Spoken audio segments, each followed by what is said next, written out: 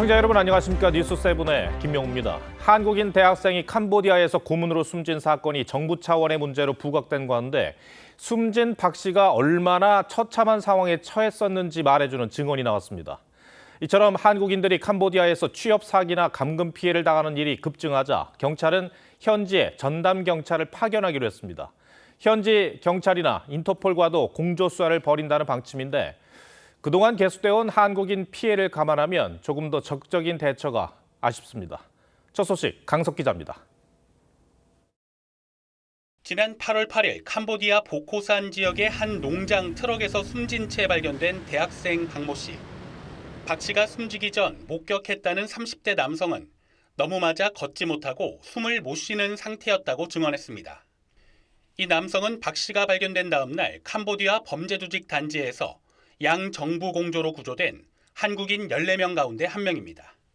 그는 박 씨가 보코산 근처 병원으로 가는 길에 차 안에서 숨졌다고 전했습니다. 또 박 씨가 마약 운반에 강제 동원됐다가 자신이 감금됐던 조직으로 팔려왔다고 말했습니다. 경찰은 캄보디아 경찰과 공동으로 박 씨를 부검하는 방안을 검토하고 있습니다. 경찰은 또 현지에 코리안 데스크를 설치하고 경찰관을 파견해 한국인 대상 범죄를 전담하도록 하는 방안도 추진하고 있습니다. 이를 위해 오는 23일 여의도 콘네드 호텔에서 캄보디아 경찰과 양자 회담을 열 계획입니다. 캄보디아 측이랑 그 협의는 계속 진행을 해왔고 그 부분을 더 이제 구체적으로 협의를 하겠다는 내용. 캄보디아와 현지 상황을 점검하고 수사 공조를 강화하기 위해 국가수사본부장의 방문도 추진하고 있습니다. 코리안 데스크는 지난 2021년 필리핀에 처음 설치된 바 있습니다. TV조선 강석입니다. 네, 캄보디아 한국인 피해 심각성이 알려지면서 현지 상황을 대응해야 할 주 캄보디아 대사가 석 달째 공석이란 점은 문제가 있어 보입니다. 그렇다 하더라도 이 국민적 충격을 생각해 정치권이 한 목소리로 대처해줬으면 좋겠는데 이 문제 역시 정쟁의 소재가 되고 있습니다. 국민의힘은 이재명 대통령과 정부 책임론을 제기했고 민주당은 발목 잡기 하지 말라며 반발했습니다. 내일부터 시작되는 국정감사에서도 큰 쟁점이 될 것 같습니다. 이채연 기자가 보도합니다. 캄보디아 한인회 홈페이지에는 아직도 실종자를 찾는 게시물 10여 건이 올라와 있습니다. 대부분 이를 구했다며 캄보디아에 입국한 뒤 연락이 닿지 않아 가족이 실종 신고를 낸 걸로 보입니다. 최근 이 같은 캄보디아 한국인 납치 감금 사건으로 여론이 들끓자 국민의힘은 대통령과 정부는 도대체 뭘 하고 있느냐며 책임론을 제기했습니다.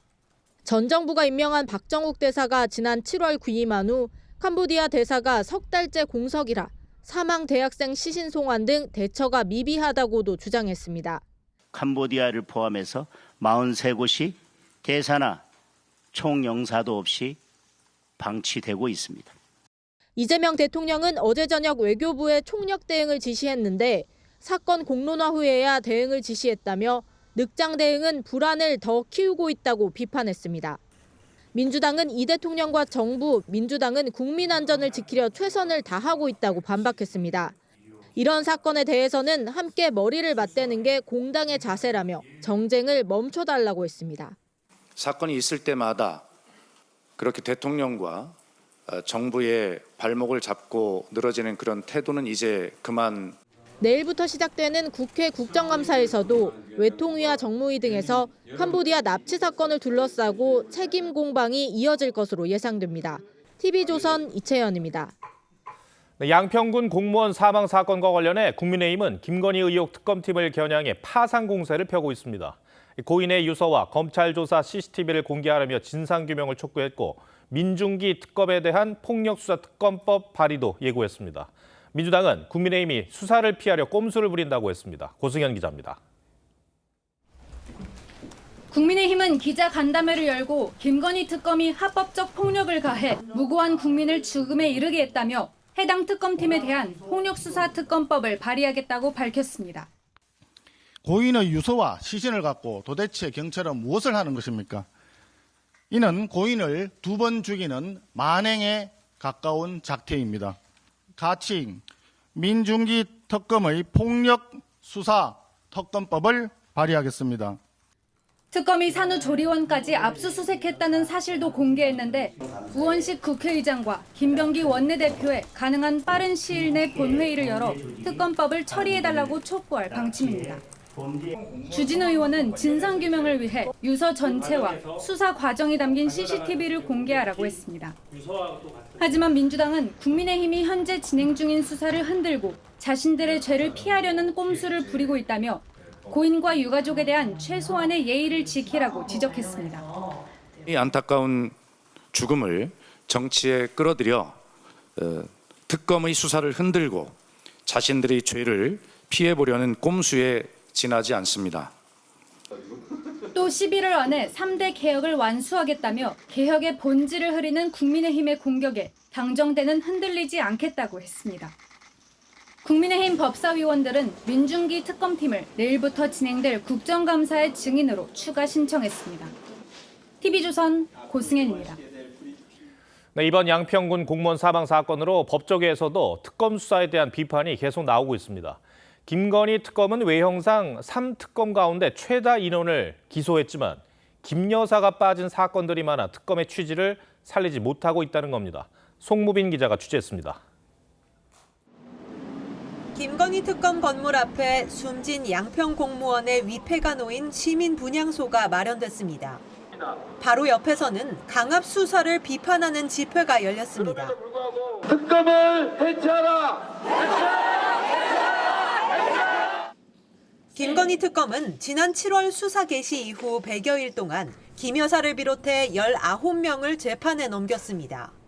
3대 특검 가운데 가장 많은 수치입니다. 하지만 김 여사 관련 의혹 대상자들을 김 여사와 무관한 혐의로 기소한 사건도 상당수입니다. 이제 뭔가 이쯤에는 나와야 되는데 안 나오고 자꾸 주변부에 때리기와 함께 과잉 수사. 양평고속도로 노선 변경 의혹을 받는 국토부 서기관은 별도의 뇌물 혐의로 기소됐습니다. 집사 의혹을 받는 김혜성 씨나 주가 조작으로 구속된 삼부토건 경영진 공소장에도 김 여사 언급은 없습니다. 일단 구속시킨 뒤 진술에 의존하는 수사 방식이 문제라는 지적이 나옵니다. 진술에 의할 수밖에 없으니 무리하게 강압 수사를 할 수 먼지털이식으로 할 수밖에 없고 법이 그렇게 만들어져 있어요. 검찰 관계자는 석 달을 넘긴 수사가 윗선과의 연결고리를 찾지 못하면 사실상 실패한 거라고 했습니다. TV조선 송무빈입니다. 네, 앞서 전해드린 내용 모두 내일부터 시작되는 이재명 정부 출범 이후 첫 국정감사의 주요 쟁점이 될 것으로 보입니다. 여전히 여당은 내란 잔재 청산을 외치고 있고 야당은 개혁 드라이브에 뒷전이 된 민생을 지적하겠다고 하는데 큰 소리 오가며 파행이 되풀이되는 국감장 상황은 또 볼 수밖에 없어 보입니다. 먼저 신경희 기자입니다. 내일부터 다음 달 6일까지 이어지는 국정감사는 이재명 정부 출범 이후 첫 국정감사로 17개 상임위에서 834개 기관이 대상에 올랐습니다. 민주당은 이번 국감을 내란 잔재 청산 국감으로 규정하면서 전 정권 책임론을 부각했습니다. 윤석열 정부의 망가진 1060일을 철저히 파헤칠 것입니다. 국민의힘이 무너뜨린 국정에 대해 차원이 다른 대안을 제시할 것입니다. 전 정부의 과오를 드러내는 데 집중하면서 여당 주도권을 지켜내겠다는 의도로 풀이됩니다. 국민의힘은 이번 국정감사는 이재명 정부의 실정을 심판하는 시간이라고 강조했습니다. 여당보다 더 유능한 야당, 여당보다 더 여당 같은 야당, 국민의 삶을 지켜내는 진짜 민생 정당은 바로 국민의힘이라는 것을 국민들께 확실히 보여드리겠습니다. 국민의힘은 교착 상태인 관세 협상과 민생 소비 쿠폰의 경제 악영향 등을 집중 질의할 계획인데 내년 6월 지방선거 전 마지막 국감인 만큼 현 정부의 민생 정책을 면밀히 검증해야 한다는 판단으로 해석됩니다. 김현지 대통령실 부속실장 출석을 둘러싼 여야 충돌도 치열합니다. 국민의힘은 실세 중에 실세라며 출석이 필요하다는 입장인데 민주당이 선을 그으면서 증인 채택 여부는 15일 운영위원회에서 판가름 날 전망입니다. 김현지 실장이 증인으로 참석한다. 이것은 아직 확정된 것이 아니다. 이렇게 지금 말씀드린 게 정확한 것 같습니다. 도대체 김현지가 뭐길래 이렇게 꽁꽁 철벽방으로 숨기는지 알 수가 없습니다. 자기의 육성으로 직접 이 상황에 대해서 국민께 소상하게 밝히기 바랍니다. 내일과 15일 법사위 조희대 대법원장 출석과 14일 이진숙 전 방통위원장 출석 공방도 이어질 것으로 예상됩니다. TV조선 신경입니다. 네, 당장 내일 예정돼 있는 대법원 국감에서 조희대 대법원장이 증인석에 설지 가장 큰 관심입니다. 민주당은 대법원장이 인사말만 하고 이석하는 관례를 깨고 조 대법원장에게 대선 개입 의혹 등을 질의하겠다고 하는데 오늘도 신뢰성을 문제 삼으며 출석을 압박했습니다. 고희동 기자입니다. 민주당은 법사위 대법원 국감 하루 전까지 조희대 대법원장 출석을 강조하며 숨지 말라고 압박했습니다. 정청래 대표는 조희대 재판부 판결이 헌법과 법률, 양심에 따라 이루어지지 않았다고 주장했습니다. 이재명 대통령에 대한 납득할 수 없는 신속한 파기환송의 과정을 국민은 알고 싶어 합니다. 대법원장은 국감 출석 후 인사말만 하고 퇴장하는 게 그동안의 관례였지만 민주당은 조 대법원장이 불출석할 경우 동행명령장 카드도 검토 중입니다. 조국 혁신당도 비상계엄에 왜 침묵했는지 답하지 않으면 인내하지 않겠다며 조 대법원장을 압박했습니다.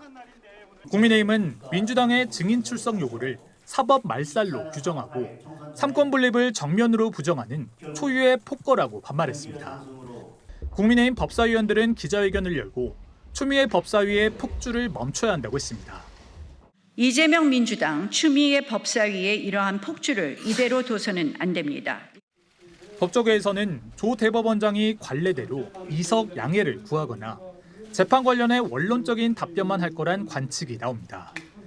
법사위는 오는 15일 민주당 주도로 대법원 현장 국감을 이어갈 예정인데 조 대법원장이 불출석할 경우 대법원장 집무실을 찾아갈 가능성도 거론됩니다.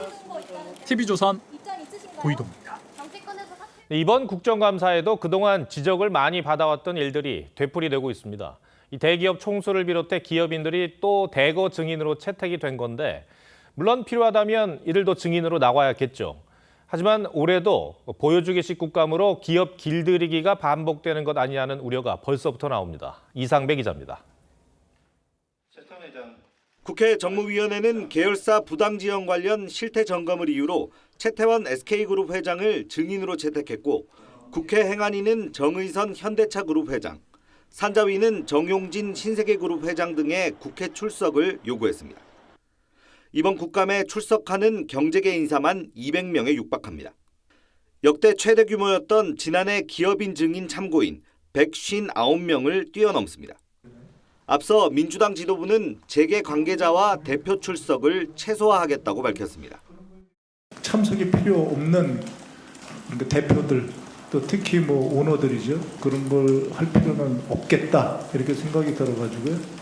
그거는 최대한 조정을 갖다가 하고자 합니다.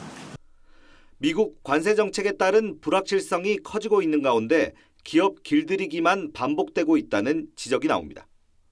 보여주기식 국감으로 기업인들의 활동만 위축시킨다는 겁니다. 특히 최태원 회장의 국감 출석은 28일로 최 회장이 의장을 맡고 있는 대한상공회의소가 에이펙 정상회의 부대 행사로 주관하는 최고 경영자 서밋의 개막일입니다. 조금이라도 하면은 불러버리거든요. 국회의원들의 권한을 너무 과잉 사용하는 거 아닌가.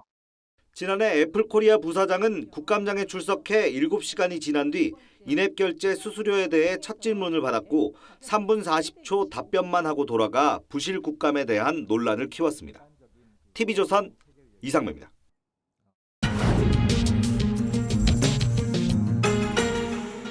네, 정치권 뒷얘기를 현장 기자에게 들어보는 뉴스더. 오늘은 정치부 이태희 기자 나왔습니다. 이 양평군 공무원 사망 사건을 둘러싸고 국민의힘에서 진상규명을 요구하는 목소리가 이어지고 있습니다.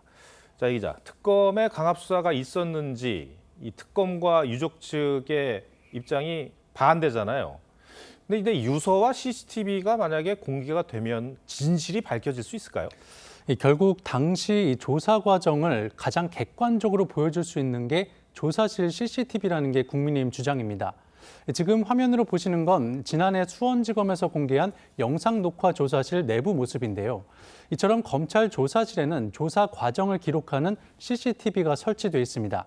해상도에 따라선 조사자의 표정까지도 확인할 수 있을 정도라 당시 조사 분위기를 가늠할 수 있는 핵심 자료가 될 수 있다는 겁니다. 예, 저희가 이제 사진은 봤는데 이렇게 수사기관에서 저런 식으로 조사받는 영상을 공개한 적이 있습니까? 언론을 통해서 공개된 사례는 거의 없습니다. 조사실 CCTV는 기본적으로 수사 기밀이나 또 개인정보 보호를 이유로 비공개가 원칙이기 때문인데요. 조사 당사자 본인이나 유족이 원할 경우 열람을 허용했던 사례는 있습니다. 2012년 수원시 공무원이 강압 수사를 받았다는 유서를 남기고 숨졌을 때 당시 경찰은 유족들에게 2시간 30분 분량의 조사 영상을 직접 보여준 적이 있습니다. 다만 이번 양평 공무원 사건의 경우엔 아직 유족이 공식적으로 CCTV 공개를 요청하지는 않았습니다. 예, 많은 분들이 궁금해하는 것 하나 질문을 하겠습니다. 그러니까 유서가 있다는 거잖아요. 예. 그 경찰이 그거를 확보를 한 상황이고. 네. 근데 그 유서를 유족들도 왜 못 보는 겁니까? 국민의힘에서는 유서의 소유권이 유족들에게 있다면서 경찰이 유서 원본을 조속히 반환해야 한다고 주장하고 있습니다. 내일 예정된 부검을 두고도 유족의 동의 없이 부관 참시를 하려고 한다며 강하게 반대하고 있습니다. 다만 경찰은 사회적으로 논란이 커진 사건인 만큼 향후 의혹이 재생산되지 않도록 부검과 유서 필적 감정을 하는 것이라며 유서는 이미 유족들에게 보여줬고 필적 감정 동의도 받았다는 설명입니다. 예, 알겠습니다. 자, 오늘도 고위 당정 회의가 있었습니다. 최근에 개혁 방식을 놓고 민주당과 정부가 엇박자를 내고 있다는 지적이 나왔었는데 오늘 회의 분위기는 어땠나요? 일단 정청래 대표, 김민석 총리, 강훈식 비서실장 등이 나란히 앉아서 웃으면서 대화하는 모습이 여러 번 포착되는 등 화기애애한 분위기였습니다. 당정 갈등설이 과열된 분위기로 번지면서 악화된 당내 여론을 의식한 듯한 모습이 엿보였습니다. 박수현 수석 대변인은 오늘 정청래 대표가 자기 정치를 하고 있다는 건 오해라며 약 2,500자 분량의 해명글을 SNS에 올렸고 이후 기자회견에서도 다소 자세히 이에 대해서 설명했는데요. 정 대표가 스스로 내가 자기 정치를 하고 있느냐고 자주 묻는다면서 이재명 대통령을 아끼기 때문에 본인의 언론 인터뷰도 자제하고 있다고 했습니다. 하지만 이를 두고 오히려 갈등이 있음을 방증하는 거란 시선도 있습니다. 국민의힘은 누가 묻지도 않았는데 해명부터 하는 건 도둑이 재발절인 격이라고 비꼬았습니다. 어쨌든 민주당이 신경을 많이 쓰는 거는 분명해 보입니다. 앞으로 갈등설이 좀 수그러들 수 있을까요? 일단 양측이 표면적으로는 갈등 봉합에 노력할 걸로 보입니다. 다만 내년 지방선거가 다가올수록 공천을 둘러싼 긴장감은 커질 가능성이 있습니다. 정청래 대표가 당원 중심 경선을 공천의 핵심 기조로 밝히면서 강성 당원 표심이 공천 향방을 좌우할 수 있게 됐는데요. 강성 지지층을 향한 경쟁이 치열해질수록 다시 양측의 갈등이 표면화될 수 있다는 관측이 나옵니다. 네, 알겠습니다. 이태 기자, 잘 들었습니다.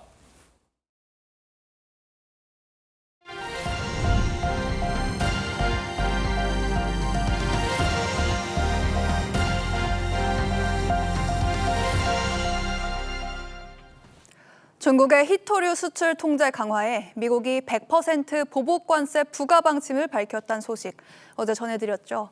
중국이 걸핏하면 관세로 위협하지 말라며 무역 전쟁이 두렵지 않다고 강경한 반응을 냈습니다.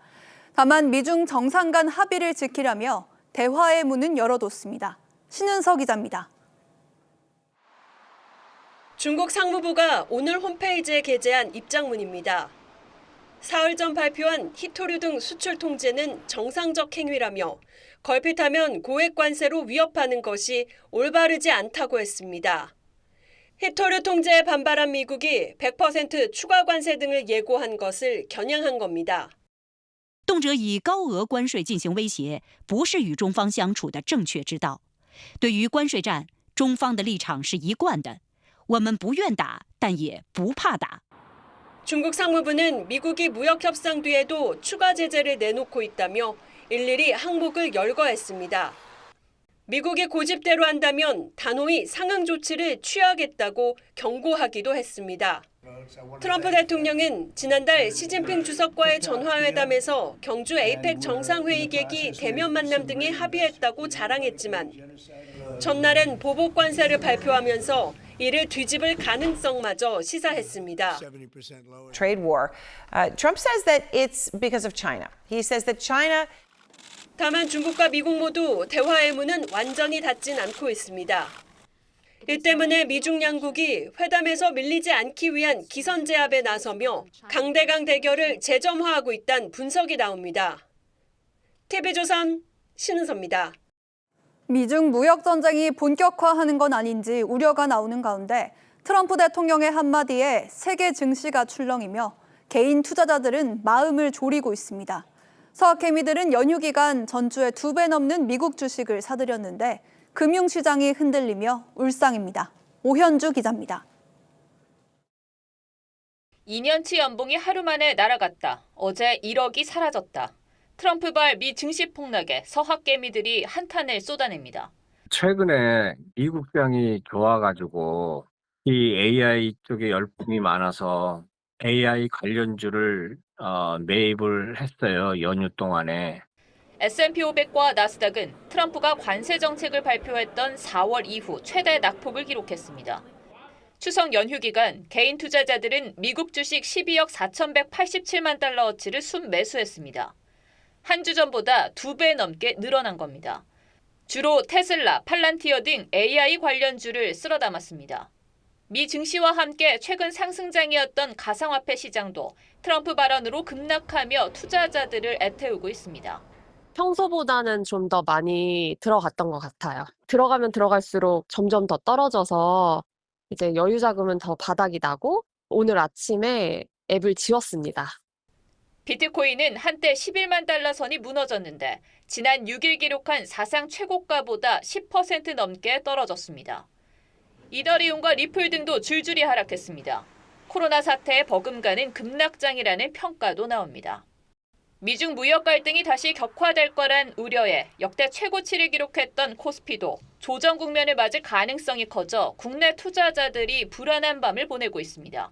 TV조선 오현주입니다. 아파트를 시세보다 높은 가격에 매매했다고 신고했다가 추후에 거래를 해제하는 집값 띄우기는 부동산 시세 조작의 대표적인 방식으로 꼽힙니다. 국토부가 올 들어 서울 아파트 거래 8건에서 이런 정황이 있다는 걸 포착해 수사를 의뢰했습니다. 송병철 기자입니다. 서울의 한 아파트 단지입니다. 연초에 맺은 계약이 2개월 뒤 취소됐는데 계약금을 갖지 않고 돌려주는 거래 해제였습니다. 시장에선 집값 띄우기의 전형적인 수법으로 봅니다. 쉽게 잘 안 하긴 하죠. 시세 대비 환자의 차이나게 거래했다가 취소하면 의심이 될 수도 있죠. 올해 8월까지 30개월간 서울 아파트 계약 해제 건 가운데 가격 띄우기 의심 거래는 425건. 비슷한 면적의 매매가인 20억 원보다 2억 원 비싸게 신고했다가 해지한 뒤 다른 사람에게 22억 7천만 원에 판 매도자도 있었습니다. 매수인에게 계약금과 중도금을 돌려주면서 별도 금전까지 챙겨줬습니다. 친족 간 거래로 신고했다가 해지하곤 1억 원 더 높여 다른 사람에게 판 사례도 적발됐습니다. 국토부는 위법 정황이 짙은 2건을 수사 의뢰했고 별도 6건도 수사 의뢰한다는 방침입니다. 현행법상 가격 띄우기를 하면 3년 이하의 징역 또는 3천만 원 이하의 벌금형에 처해지는데 거래 당사자인 일반인에 대해선 처음 이뤄진 조치입니다. 집값 왜곡에 대한 사회적 불신 이런 것들이 좀 커지고 있는 상황에서 정부 차원에서도 좀 엄정한 관리나 그런 조치가 필요할 것 같아서 이런 가운데 오늘 당정은 고위 당정협의회를 열고 부동산 관련 대책을 논의했습니다. TV조선 송병철입니다. 서울을 중심으로 집값이 다시 들썩이면서 정부가 추가 대책을 검토하고 있습니다. 627 대출 규제와 97 공급 대책에 이어 세 번째인데 더 세고 강한 종합 대책이 나올 거란 관측에 무게가 실립니다. 이 내용 경제부 이유경 기자와 따져보겠습니다. 자, 이 기자, 연휴 직후인 이번 주에 추가 대책이 나올 거라는 전망이 있더라고요. 네, 저희가 취재를 종합해 보니까요. 기획재정부와 국토교통부, 금융당국이 추가 대책을 검토 중인 건 맞습니다. 주택시장이 과열된 만큼 대책이 언제 나와도 이상하지 않다면서 발표 여부와 시기는 결정된 게 없다는 입장인데요. 공급 대책을 발표한 지 한 달밖에 안 됐고 당장 국정감사를 앞두고 있다는 점이 부담입니다. 그런데도 추가 규제가 거론되는 건 그만큼 부동산 시장이 심상치 않다는 얘기겠죠. 네, 초강력 대출 규제였던 6.27 대출 규제 이후 얼어붙었던 서울 집값이 다시 오르고 있습니다. 9.7 공급 대책에 실망한 실수요자들이 매수세로 돌아섰다는 분석인데요. 추석 연휴 직전 서울 아파트 값은 전주보다 0.27% 오르면서 4주 연속 상승폭을 키우고 있습니다. 그러면 추가 대책이 나온다면 어떤 내용이 될 수 있을까요? 네, 현재 강남 3구와 용산구에 적용돼 있던 규제 지역을 다른 지역까지 확대하는 방안이 유력합니다. 집값 상승세가 가파른 한강벨트, 마포구와 성동구를 포함해 분당까지도 추가로 거론됩니다. 규제 지역이 되면 대출 한도가 주택 가격의 70%에서 40%로 줄어듭니다. 이 규제 지역은 집값 상승률이 물가 상승률의 1.3배, 1.5배가 되면 지정할 수 있는데 한강벨트 지역은 이미 물가 상승률보다 10배 넘게 집값이 올랐습니다. 이미 6.27 대책 때 대출을 한번 조였는데도 집값이 안 잡혔잖아요. 그런데도 대출 한도를 더 줄일 수도 있을까요? 네, 현재 40%인 총부채 원리금 상환 비율, DSR을 한도를 낮추거나 대출 한도를 6억 원에서 4억 원으로 축소하는 방안 등이 검토되고 있습니다. 그동안 서민주거 안정을 이유로 규제에서 비껴 있었던 전세 대출도 집값 상승의 불쏘시개 역할을 하고 있다고 보고 이 DSR에 포함시킬 가능성도 있습니다. 앞서 발표한 두 번의 대책에 세금 인상은 없었어요. 그래서 이번에는 세제 카드를 꺼낼지 주목이 되던데 어떻습니까? 네, 이 부분은 부처 간의 입장이 엇갈립니다. 국토부와 금융당국은 보유세 강화가 필요하다는 입장입니다. 대출 규제와 공급 대책이 나왔으니까 이제는 세제까지 이 3박자가 맞아떨어져야 집값을 잡을 수 있다는 겁니다. 장관 개인 입장을 말하는 것도 아니고요. 인간 김민덕 입장을 얘기하면요. 저는 보유세 늘려야 한다고 생각합니다. 네, 하지만 기재부는 세제 조치에 신중합니다. 세제 카드를 섣불리 꺼냈다가 노무현, 문재인 정부의 부동산 정책 실패를 답습할 수 있다고 보는 만큼 공시가격 현실화율을 높이는 등 간접적인 방안이 유력하다는 관측이 나옵니다. 다방면으로 검토는 하고 있는 것 같은데 추가 대책으로 집값 오름세 잡을 수 있을까요? 이미 부동산 시장이 규제에 내성이 생긴 데다 공급 부족이 계속되고 있고 자금력 있는 수요청이 아직도 있는 만큼 대책이 나와도 영향력은 단기간에 그칠 것이라는 게 전문가들의 공통된 의견입니다. 한강벨트를 넘어서 서울 외곽까지 가격 상승이 확산될 수 있다는 얘기입니다. 여전히 공급 부족에 따른 전세 가격 상승 이슈 같이 불안 요소들이 상존하고 있다 보니까 시장에 이미 풍부한 유동성으로 인해서 일부 지역까지 좀 확산하는 모습을 보일 수도 있습니다. 부동산 대책이 집값을 더 자극한다는 비판도 있던데 이번에는 시장을 진정시킬 수 있을지 지켜봐야겠네요. 이 기자 잘 들었습니다.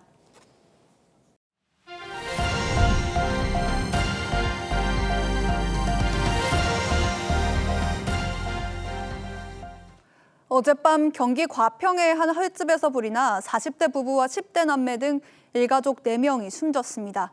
가족은 식당에서 생활해왔는데 잠을 자다 빠져나오지 못하고 참변을 당한 걸로 보입니다.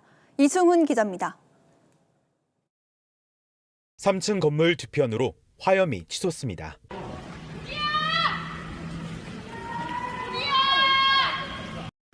불이 난 곳은 상가의 한 횟집. 소방대원들이 커다란 불기둥을 향해 물을 뿌리지만 쉽게 꺼지지 않습니다.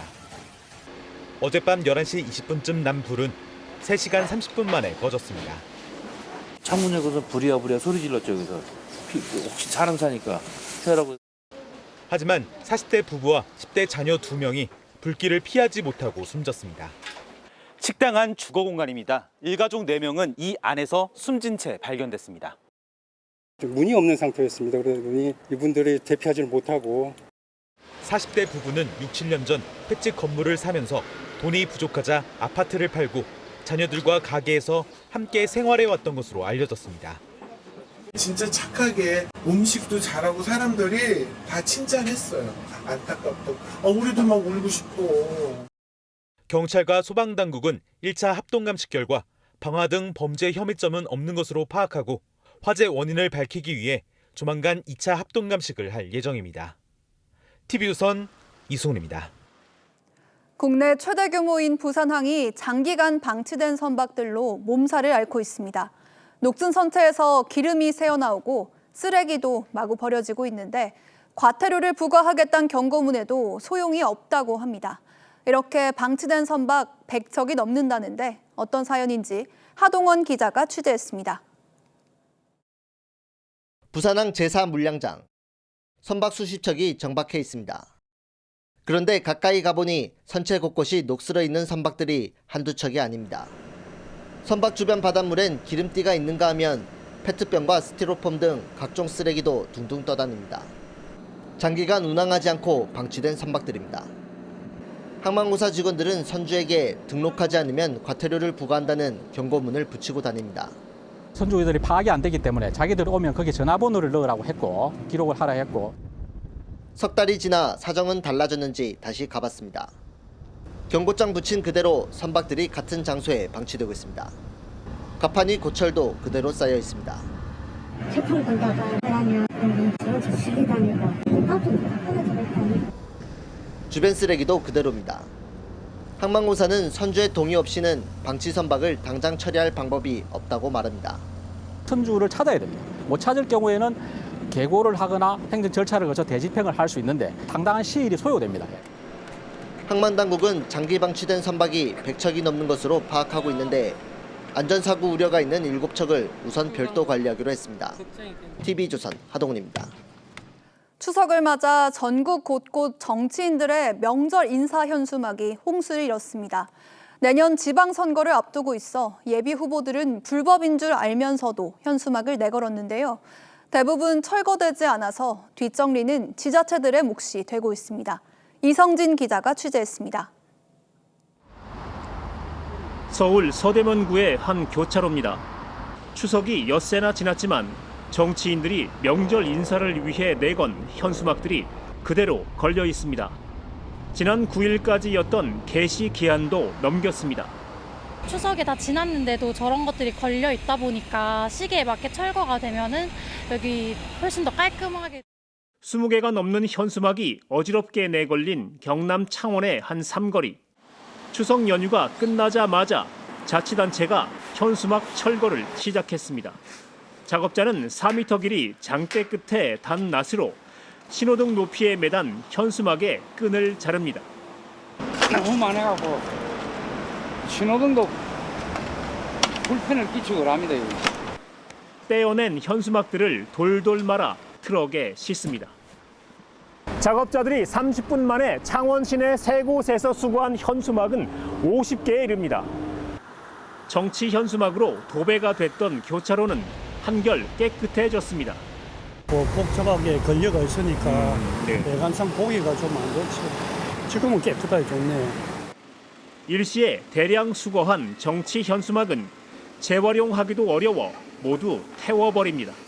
평상시보다 현수막 배출량이 너무 많아서 재활용하는 데 한계가 있어서 소각장으로 오게 되었습니다. 명절을 앞두고 앞다투어 내건 뒤에는 기한이 지나도 제때 떼어내지 않는 정치 현수막. 그 뒤처리는 고스란히 자치단체의 몫이 되고 있습니다. TV조선 이성진입니다.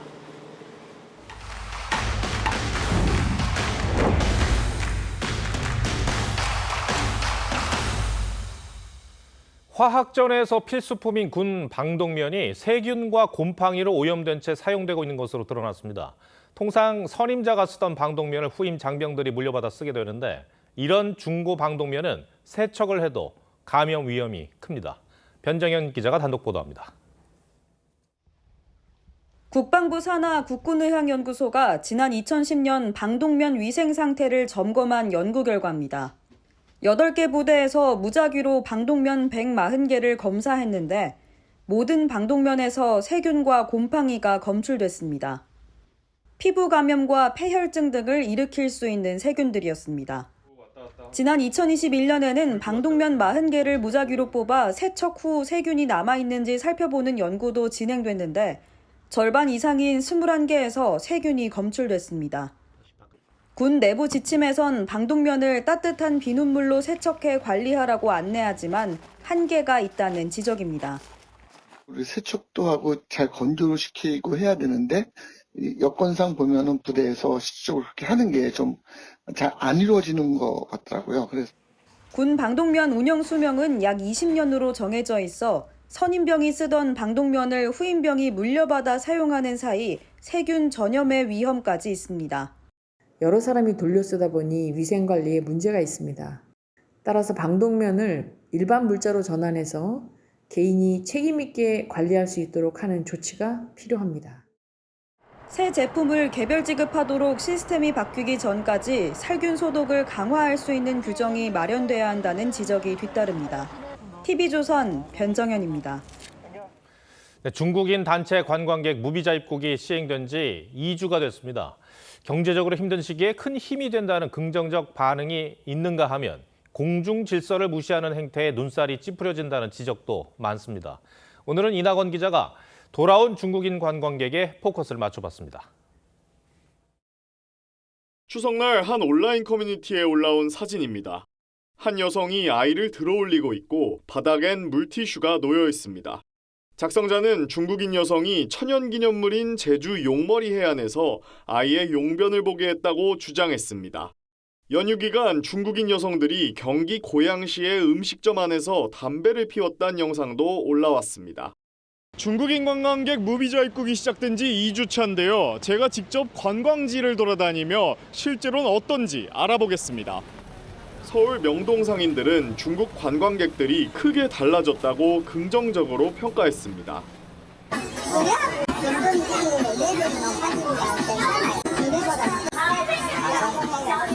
젊은 분들이 많이 오시기 때문에 매너도 좋고 QR코드로 하는 결제 서비스가 많아지다 보니 그런 걱정은 아예 이제 사라졌고. 과거 우르르 몰려다니며 큰 소음으로 주변에 눈총을 받던 것과 달리 이젠 친구나 가족 단위로 개별 관광을 하는 경우가 많아졌습니다. Maybe clothes and makeup things. 因为我们在网络上有看到这里是韩国首尔比较经济发达的地方，所以我们想来这里逛一逛。 과거 한국과 일본처럼 중국인들도 외국 관광 에티켓을 익히고 있는 겁니다. 그래서 중국인에 대한 호감도가 높지 않다는 것을 중국인들은 잘 알고 있어요. 국제적인 어떤 그 시선들이 이렇게 안 좋을 수 있는 그런 행동들을 자제하는 것. 다만 무비자 시행 첫날 인천항을 통해 입국한 중국인 6명이 잠적하는 등 불법 체류 문제는 사라지지 않고 있습니다. 중국 단체 관광객 무비자 입국이 시행되는 내년 6월까지 사회경제적 득실을 면밀하게 분석한 뒤 연장 여부를 결정해야 할 걸로 보입니다. TV조선 이낙원입니다. 이스라엘과 하마스의 휴전 합의 1단계가 발효되며 가자 주민 50만 명이 고향으로 돌아왔지만 남아있는 건 폐허뿐이었습니다. 트럼프 대통령은 내일 이집트에서 휴전 관련 정상회의를 개최하는데 가자 지구에 평화가 찾아올 수 있을지 세계 이목이 쏠리고 있습니다. 최윤정 기자입니다. 해안 도로를 따라 귀향길에 오른 가자 주민들의 행렬이 끝없이 이어집니다. 차량에 가득 실은 짐 위에 아슬아슬하게 걸터앉고 대형 트레일러에는 수십 명이 빼곡히 올라탄 채로 이동합니다. 이스라엘과 하마스의 1단계 휴전 합의 소식에 이틀 만에 50만 명의 피난민이 가자 지구로 돌아왔습니다. إن شاء الله الحرب تظل واقفة يا رب. ربنا يجيب لي فيه الخير يا رب. إن شاء الله رب الربع الشمال ما نرجعش بالمرة تكفى الحرب. 2년 만에 꿈에 그리던 고향으로 돌아왔지만 마을은 초토화됐습니다. 주민들은 당장 머물 곳도 마실 물도 없습니다. مش مبين خالص دارنا ولا بندري وين دارنا ولا بنعلم كلها رمل بس ركام كلها يا خالد. 트럼프 미국 대통령은 내일 이집트를 방문해 휴전 합의 서명식에 참석할 예정입니다. 가자지구 휴전 관련 정상회의를 압델 파타 엘시시 이집트 대통령과 공동으로 주재하는데 구테우스 유엔 사무총장과 프랑스, 독일 등 20여 개국 정상들도 모두 모입니다. I think I'll go to Cairo. I think that's where we're going, as opposed to the place of the signing. And we have a lot of leaders from all over the world coming too. You know, they've been invited. 하마스가 휴전 발효 후 72시간 내로 생존 인질을 풀어준다는 합의에 따라 이스라엘 인질들은 13일 정오에는 모두 석방되고 이스라엘에 구금된 팔레스타인 사람 2,000명가량도 풀려날 예정입니다. TV조선 최윤정입니다. 20대보다 70대 이상 인구가 더 많은 고령화 시대. 경로당이 이제는 단순한 동네 사랑방을 넘어 취미와 여가의 공간이 되고 있습니다. 발레부터 파크 골프까지 함께하는 활력 넘치는 신시니어들의 경로당을 최수용 기자가 다녀왔습니다. 발레화를 신고 거울 앞에 선 어르신들. 발끝으로 서서 팔을 뻗어 균형을 잡아보지만 연신 무너집니다. 얼른 잡아! 얼른 잡아! 네. 1시간 동안 구슬땀을 흘리다 보면 얼굴엔 생기가 돕니다. 거울을 보면서 항상 나의 몸을 관찰하게 되면서 나를 사랑하게 되는 거. 그거 좋더라고요. 옆방에선 한 땀 한 땀 바느질이 한창입니다. 젊을 때 공예를 가르쳤던 어르신이 지금은 재능을 나누고 있습니다. 제가 하던 토탈 공예가 중단되지 않고 이 시니어 센터에 와서 이렇게 여러분들과 함께 하고 있으니까 정말 즐겁고 행복해요. 60세 이상 지역 구민이면 누구나 무료로 골프를 즐길 수 있는 시니어 센터도 있습니다. 버디다. 버디 했다 그래도. 공 하나에 집중하며 함께 웃고 어울리다 보면 몸도 마음도 한결 가벼워집니다. 경로당에 가면 앉아서 화토를 치거나 바둑을 두거나 정적인 활동을 했는데 이제 동적으로다가 해가지고 건강에 굉장히 좋고. 액티브 시니어는 사회의 소속감을 가지고 본인이 가지고 있었던 재능이나 기술과 지식들이 있잖아요. 그런 부분들을 또 사회에 환원하기도 하고 참여하기도 하고. 인구 5명 중 1명이 65세 이상인 초고령 사회. 배우고 즐기고 나누고 삶을 새롭게 확장해가는 신시니어 세대가 늘면서 경로당이 단순한 쉼터에서 활기찬 노후의 무대로 거듭나고 있습니다. TV조선 최수용입니다.